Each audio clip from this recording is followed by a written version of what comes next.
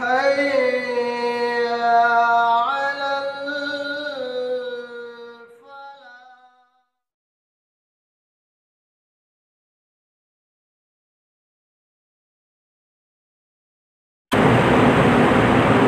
الله والصلاة والسلام على رسول الله وبعد. عن عبد الرحمن بن عبد الرحمن بن عبد الرحمن ابن أبي صعصع الأنصاري عن أبيه أنه أخبره أن أبا سعيد الخدري رضي الله تعالى عنه قال له إني أراك تحب الغنم والبادية فإذا كنت في غنمك أو باديتك فأذنت بالصلاة فارفع صوتك بالنداء فإنه لا يسمع مدى صوت المؤذن جن ولا إنس ولا شيء إلا شهد له يوم القيامة. قال أبو سعيد سمعته من رسول الله صلى الله عليه وسلم. رواہ البخاری فی کتاب الاذان. امام بخاری رحمۃ اللہ علیہ نے اپنی کتاب صحیح بخاری کے اندر اس روایت کو نقل فرمایا.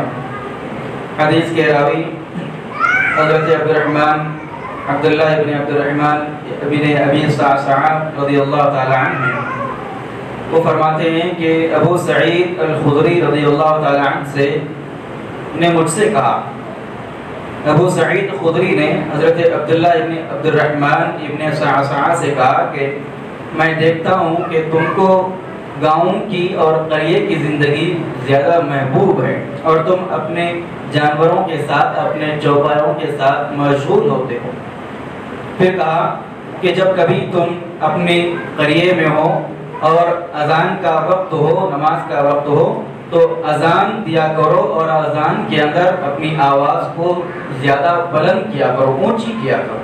پھر فرمایا کہ جہاں تک مؤذن کی آواز پہنچتی ہے وہاں تک کہ جنات، وہاں تک کہ انسان اور وہاں تک کی ساری چیزیں قیامت کے روز اللہ رب العالمین کے سامنے اس مؤذن اذان دینے والے کے حق میں گواہی دے گی. حضرت ابو سعید خدری نے فرمایا کہ میں نے یہ حدیث اللہ کے رسول صلی اللہ علیہ وسلم سے براہ راست سنی ہے. اس روایت کے اندر جیسا کہ ہم نے اذان کے باب کی ابتدا میں کہا تھا کہ اس باب کے اندر اذان اور مؤذن کی فضیلت اور اذان کے کلمات کی فضیلت سنیں گے. اس روایت کے اندر بھی اذان دینے والی کی فضیلت کو اللہ کے رسول صلی اللہ علیہ وسلم نے بیان فرمایا اور ایک عظیم خوشخبری اور ایک عظیم بشارت اللہ کے رسول نے مؤذن کے لیے اذان دینے والوں کے لیے بیان فرمائی. اور اس میں ایک حکم یہ بھی معلوم ہوا کہ جب اذان دی جائے تو آواز بلند کے ساتھ اذان دی جائے، آواز بلند اذان دی جائے، اپنی آواز کو اونچی کر کے اذان دیا جائے. اور اس میں یہ بات بھی معلوم ہوئی کہ آواز کو اونچا کرنے کے لیے، آواز کو بلند کرنے کے لیے اور اذان کی آواز کو دور تک پہنچانے کے لیے اگر ہو سکتا ہے، اگر ضرورت ہے تو مائک کا، لاؤڈ اسپیکر کا بھی استعمال کیا جا سکتا ہے. کیونکہ ابو سعید خدری رضی اللہ تعالی عنہ نے ان کو یہ تعلیم دی کہ جب تم اذان دو تو اپنی آواز کو اونچی کرو، بلند کرو. ایک بات تو یہ ہے. دوسری بات اس سے معلوم ہوئی کہ اللہ کے نبی صلی اللہ علیہ وسلم نے مؤذنوں کے لیے بڑی خوشخبری سنائی. فرمایا کہ جہاں تک مؤذن کی اذان دینے والی کی آواز پہنچے گی وہاں تک کہ انسان، وہاں تک رہنے والے جنات اور حتیٰ کہ وہاں تک رہنے والی غیر جاندار اور بے جان اشیاء بھی قیامت کے روز اللہ کے سامنے گواہی پیش کریں گے. یعنی اللہ رب العالمین قیامت کے روز ان بے جان چیزوں کو بھی زبان عطا کرے گا کہ جس کو ہم آج کی دنیا کے اندر بے جان یا غیر جاندار سمجھتے ہیں. اس کے اندر تمام چیزیں آ گئی، پتھر، کنکر، ریتی، ہر قسم کی جتنے بھی جھاڑ، درخت، پتھر، ہر تمام چیزیں آ گئی اس کے اندر. اللہ رب العالمین قیامت کے روز ان کو قوت گویائی عطا کرے گا اور وہ لوگ مؤذن کی حق میں گواہی دیں گے کہ رب العالمین یہ بندہ تھا کہ جو ہمیشہ تیری اذان کے کلمات کو بلند کرتا تھا، تیری شہادت، تیری وحدانیت کی گواہی دیا کرتا تھا.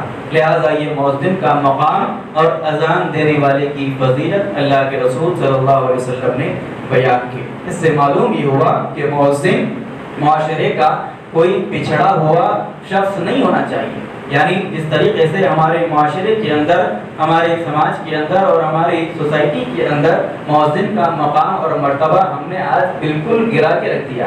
معاشرے کا بالکل پچھڑا ہوا آدمی اذان دینے کو اپنا پیشہ بنانا چاہتا ہے، اس کے علاوہ کوئی مالدار آدمی، کوئی بڑا آدمی، کوئی شخص، کوئی بڑا آدمی اس اذان کے پیشے کو پیشہ بنانا نہیں چاہتا، کیونکہ ہم نے اپنے ہاتھوں سے اذان دینے والے کی عظمت کو، اس کی فضیلت کو گھٹا کے رکھ دیا ہے اور اس کو ایسے حال پر لا کے رکھ دیا ہے کہ ایک بے دین یا پھر ایک ایسا آدمی کہ جو معاشرے کا بالکل پچھڑا ہوا ہے، جس کے پاس کوئی ہنر نہیں ہے یا وہ کچھ کر نہیں سکتا، وہ آدمی بحالت مجبوری اذان دینے کے معاملے کو اپنا پیشہ بنانا چاہتا ہے۔ یہ ہماری بدبختی ہے، یہ ہمارے مسلم معاشرے کی ایک بہت بڑی ایک ایسی چیز ہے کہ جس کو تبدیل کرنے کی اور بدلنے کی ضرورت ہے، کیونکہ اللہ کے رسول صلی اللہ علیہ وسلم نے بڑی عظیم خوشخبری بیان کی ہے، اور یہ کوئی معمولی بات نہیں ہے کہ قیامت کے روز اللہ رب العالمین کے سامنے بے جان چیزیں جس آدمی کے لیے گواہی دے،